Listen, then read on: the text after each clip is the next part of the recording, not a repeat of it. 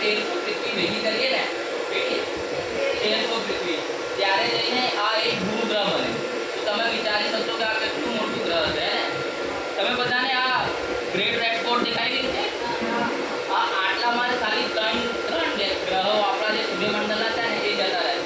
હવે આપણે કોઈ બી ગ્રહ લઈએ માર્સ, વિનસ, અર્થ, એ ત્રણ ગ્રહ ખાલી આટલામાં જતા રહે છે. તો તમે વિચારી શકશો કે આ ગુરુ ગ્રહ કેટલું મોટું ગ્રહ છે. It's big enough to find Saturn and its lovely rings. આ પ્લેનેટનું નામ છે સેટર્ન, એટલે કે શનિ ગ્રહ હે ને. શનિ ગ્રહ આપણું સૂર્યમંડળનો સૌથી ખૂબસૂરત ગ્રહ છે. કોઈને